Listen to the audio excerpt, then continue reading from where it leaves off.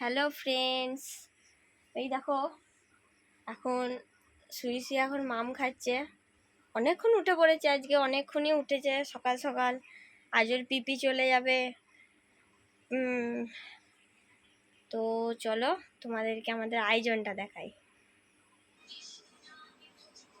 এই দেখো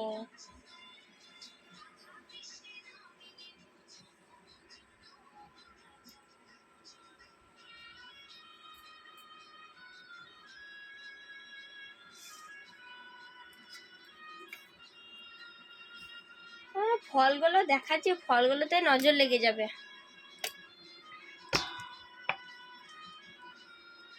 দুটো তরমুজ আর এই দেখো এক গামলা ফল।